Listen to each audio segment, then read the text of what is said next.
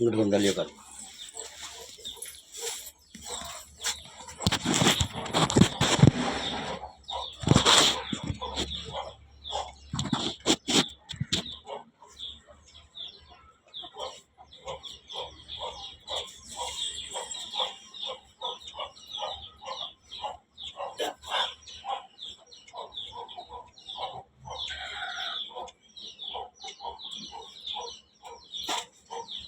இதா என்னடாச்சு? அவர் தான் நம்ம கூட்டிகிட்டு போனாங்க. அவர் தான் நிற்கணும். அவரை எனக்கு சொல்லிட்டாங்க தெரியாம. அவர் என்ன சொல்கிறாரு, எனக்கு பக்கம் இருக்கு. அப்போ அவருக்கு பதிலாக அவர் இருந்தாலும் அவருக்கு மாற்று வேட்பாளராக சொல்கிறாங்க. நான் வந்து அண்ணன் கேட்டு நேற்று அந்த தாலுக்கா ஆஃபீஸில் போய் கலெக்டர் ஆஃபீஸில் மனு எழுதி கொடுத்ததெல்லாம் கொடுத்தேன். அதெல்லாம் கூட வாங்கிட்டேன். திருப்பி அவர்கிட்ட கொடுக்கணும். மாமாட்ட போய் கேட்டுக்கிட்டு ஆனால் அவர் செலவுக்கு என்ன பண்ணணும் நம்ம செய்யணும். உங்களுக்கு எல்லாம் தெரியும். அவர் வந்து ஒரு நிற்கிறேன்றாரா? நம்மளை நீங்கள் நெல்லுங்க. இல்லை, உங்களை நிற்க சொல்கிறாரு. ஆமாம், அவருக்கு கொடுத்துட்டாங்க வேட்பாளராக. அவருக்கு சொல்லி கொடுங்க, நீங்கள் துணை வேட்பாளராக இருங்க. சப்போஸ் எனக்கு ஏதாவது ஒரு ஃபார்மில் டெலிட் ஆகிற மாதிரி இருந்தால் நீங்கள் மாற்றிக்கணும். நம்பி இறங்கலாமா அப்படின்னா என்ன அண்ணனுடையது பண்ண வச்சுருக்கோம். அண்ணன் தான் தெரியும். அது அங்காரமாக தான் நிற்கலை. இந்த வளர்ச்சியை தவிர்த்து எல்லா கஷ்டத்தையும் தான் நம்ம கொடுப்போம். கொடுக்குறேன், ஆனால் கடைசியில் காப்பாற்றி விட்டுருவேன்.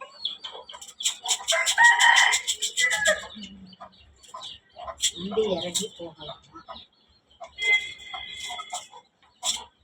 அவர் என்ன சொல்றாரு, என் சைடில் வந்துட்டா நான் செலவு பண்ணிக்கிறேன், உங்கள் சைடில் இது பண்ணி பார்த்துக்கலாம். அது எப்படி முடியும் நம்மளால?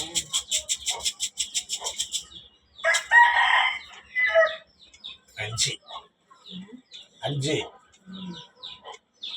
அவர் கலந்து வரணும். அவர் வந்து கலந்துருவார்.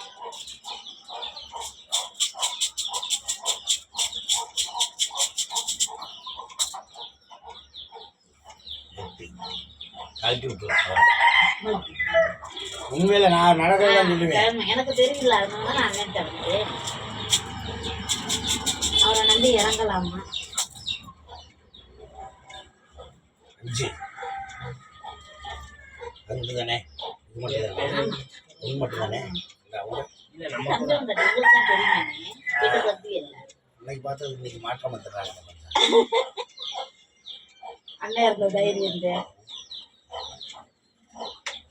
இதுக்குதான் சுகருக்கு ஒரு இது பண்ணணும். ஆமாண்ணே, அதுக்கு சுகர் இல்லையா? எனக்கு தான் சுகர் வந்துச்சுன்னா உனக்கு ஒண்ணுண்ணே, அதுக்கு ஃபர்ஸ்ட் ஒண்ணு. எனக்கு ஒரு நாள் சுகர் இருந்தது அப்படின்னு சொல்லிவிட்டேன். டாக்டர் சொல்லி தான் மாத்திரை சொன்னாங்க. மாத்திரையை போட்டுருங்கண்ணே. அவ்வளவா கண்ட்ரோல்லாம் நினைக்கலாத. நமக்கு யாரும் எங்கள் தலைமுறை தான் யாருக்கும் சுகரில் வந்தது இல்லை. எங்கள் வீட்டில் யாருக்கும் இல்லை. எங்கள் தாத்தாவும் கிடையாது, அப்பாவும் கிடையாது, அம்மா கிடையாது, கூட பிறந்தவங்க யாரும் கிடையாது. சுகர் இருந்ததுன்னா பார்த்தேன். சரி செக்கப் பண்ணேன். அப்புறம் 2 மாதம் சொல்லி செக்கப் பண்ணேன். நார்மல் வந்துருச்சு. அப்புறம் ஒரு வட்டம் செக்கப் பண்ணேன். சுகரே லேட் தான் டாக்டர். மாத்திரை மட்டும் எங்கே கண்டிப்பாக பண்ணிக்கோங்க. முதல்ல 80 பவர் கொடுத்தாரு. அப்புறம் 40 ஆக்குனாரு. இப்போ 20 தான் சாப்பிடு. அது ஒரு நேரம் சாப்பிடு, ஒரு நேரம் சாப்பிட மாட்டேன். சாப்பிடும். ஆமாம், நம்பர் வாங்கி என்னமோ கடை வச்சுக்கிட்டு வரேன். நம்ம நாட்டுக்கு ரவுண்ட் அடிக்கிறது இல்லை. இவ தாண்டா தூண்டுன்ற மாதிரி விட்டுறக்கூடாது. அந்த தைரியெல்லாம் அண்ணன் கொடுக்கலாம். பார்ப்போம்.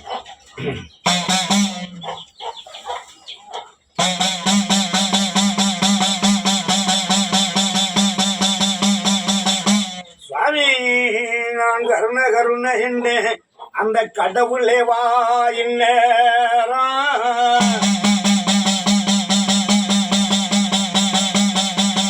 அப்ப வடக்கையா வடகாசி அது வழி கொண்ட நன்னாடு. ஏப்பா மேற்கையா மேல மலையாளம் அது முண்டு கட்டி துண்டு உடுத்து அந்த 3 மலையாளம். ஏ தெற்கையான் தென்னாடா தட்சிணா பூமி அது திருநெல்வேலி ஜில்லா ஏப்பா கிழக்கையாங்கினாடா பொழுது வரியாத அந்த பொன்னி வளநாடு ஏ அந்திமரவே நாடு அதிமரவே சீமையில சேதுபதி மண்ணை ஆண்ட அந்த சிவகங்கை எல்லையில ஏய் கத்திரிக்காய் சித்தை வளர்த்த அந்த கர்நாகத்தை காணமுடா அப்ப அந்த சேக்கேந்தள வாசலில அந்த சிங்கம் லாரி எல்லையில ஏ சேவுக பெருமாளே செத்த நிறம் மடியில குத்தவையி ஏழண்டு கண்ணுக்கோ நீ அங்கமனான் தங்க நிறம் அந்த பள்ளி மக மடியில தம்பி விளையாண்ட ஏ மடிவேந்தி எத்த நிறைய மடியில குத்தவையி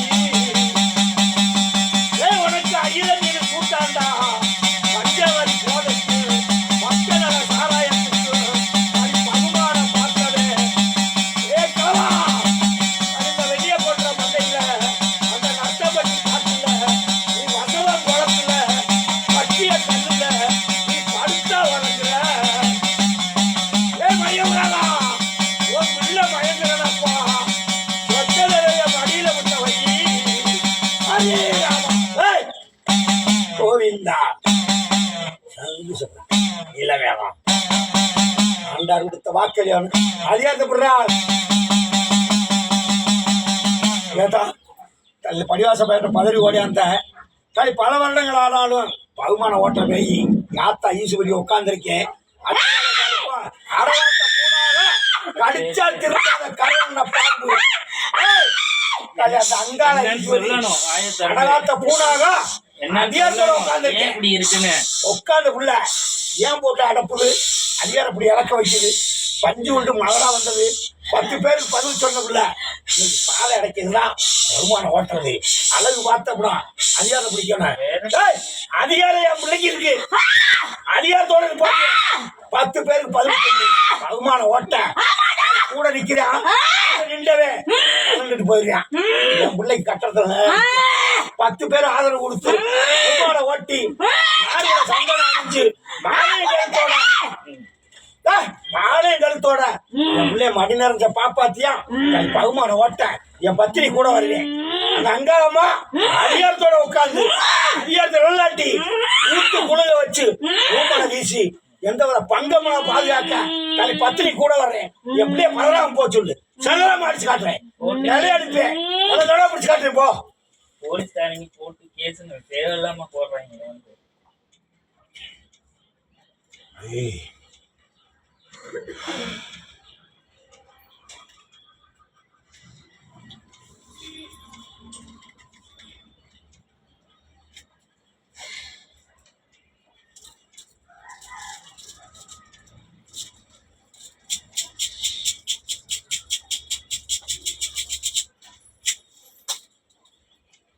ஒண்ணு கவலைப்படாத ஜெயிக்கிறான் வெற்றி மேல சூடுறான்